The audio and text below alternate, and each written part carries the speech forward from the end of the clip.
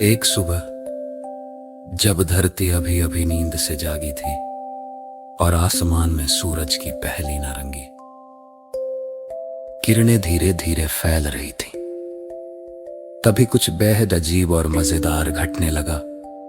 ऐसा कुछ जो न तो पेड़ों में था, न पक्षियों की चहचहाहट में, बल्कि नीचे, बहुत नीचे, जमीन के भीतर था, जहां आमतौर पर कोई नहीं देखता। वहां जहां विशाल टेक्टोनिक प्लेटें पूरी धरती को जैसे अपने कंधों पर उठाए घूमती हैं और उन पर रखे महाद्वीप, जी हां, वही महाद्वीप जो नक्शों पर टिके होते हैं, अचानक अपनी जगहों से हिलने लगे, जैसे वे बहुत समय से इंतजार कर रहे हों कि कब उन्हें कोई खेल खेलने का मौका मिलेगा। और उन्होंने मिलकर फैसला कर लिया, आओ आज आंख मिचोली खेलते हैं। अफ्रीका ने सबसे पहले अंगड़ाई ली और धीरे धीरे पूर्व की ओर खिसकने लगा, मानो वह हिंद महासागर के पीछे छुपना चाहता हो। दक्षिण अमेरिका ने एक हंसी दबाई और हल्की सी मस्ती भरी चाल से नीचे की ओर लहराता हुआ निकल पड़ा, जैसे वो हरे भरे पत्ते की तरह बहता जा रहा हो। उत्तर अमेरिका ऊंचा और घमंडी आर्कटिक की ओर सरकते हुए बादलों की चादर ओढ़ने लगा। ऑस्ट्रेलिया हमेशा चंचल कोरल रीफ्स के पीछे कूदता फांदता छुपने लगा और मछलियों से बोला, मैं तो गायब हो गया हूं। यूरोप ने धीरे से खुद को एशिया की ओर खिसकाया और पहाड़ों की छाया में अपनी पहचान छुपा ली, जबकि एशिया सबसे विशाल, सबसे गंभीर, रेगिस्तानों और बादलों के बीच सरकता हुआ खुद को एक लंबे अजगर की तरह फैलाने लगा। और अंटार्कटिका शांति से लिपटी हुई एक बर्फीली गेंद की तरह घूमती रही, कुहासे और हिमकनों के घूंघट में छुपती हुई, जबकि समंदर की लहरें हंसी से थरथरा उठी और नीचे की प्लेटें सरकने लगी, धीरे लेकिन तयशुदा चाल से, जैसे कोई पत्थर का विशाल कालीन किसी नृत्य समारोह के लिए धीरे धीरे फैल रहा हो।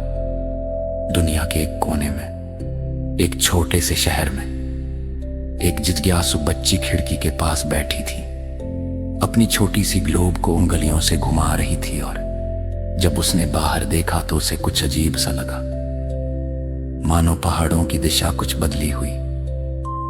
और फिर क्या अफ्रीका ने उसे हाथ हिलाया? किसी ने नहीं देखा, पर उसने देखा।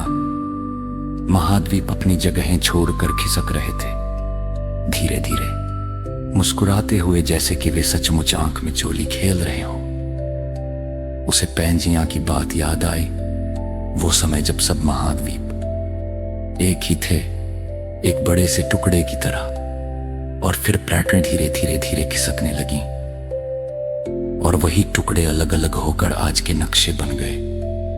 कहीं महासागर, कहीं पहाड़, कहीं टापू। अब वे दोबारा खेलने निकले थे, लेकिन इस बार वो देख रही थी। उसने कल्पना की धरती को अंतरिक्ष से देखती हुई, कैसे उत्तर अमेरिका ग्रीनलैंड के पास से खिसकता है, दक्षिण अमेरिका अफ्रीका से दूर नाचते हुए निकलता है, ऑस्ट्रेलिया बादलों के पीछे से झांकता है और नीचे लावे पर तैरती प्लेटें उन्हें धीरे धीरे सरकाती हैं, जैसे कोई अनदेखा हाथ इन विशाल टुकड़ों को खिसका रहा हो। उसने मिड अटलांटिक रिज को चमकते हुए देखा, जैसे समंदर के नीचे एक चमकदार सिलाई हो, जो धीरे धीरे नई जमीन बना रही हो और महाद्वीपों को अलग कर रही हो। कहीं समुद्र की गहराई में एक प्लेट दूसरी के नीचे घुसती जा रही थी और ऊपर पहाड़ों की नई कतारें बन रही थी। हिमालय कुछ और ऊंचा हो गया था, क्योंकि भारत धीरे धीरे एशिया से टकराता चला गया। और दूर बैठी वो बच्ची सब देख रही थी, चुपचाप मुस्कुराते हुए धरती से कहती हुई, मैंने देख लिया। और धरती जैसे पैरों के नीचे हल्का सा थरथराई, जैसे कह रही हो कि नहीं हो जो समझ पड़े। वाकई दुनिया अपनी दिनचर्या में व्यस्त की, दरिया चल रही क्यों, दरिंदे उड़े थे उड़ता योग अपने मोबाइल के नक्शों को देख रही थी। जब तक मेरी कुड़ा भटक गया, लेकिन सिर्फ वो जानती थी किधर भी तो बस खेल रही है। हंसती हुई चुपचाप तो बड़े दुगने होकर फिर से जुड़ने का सपना देखती हुई। हमेशा चलती, कभी मैं रुकती, पर हमेशा मुझ में आ रजती।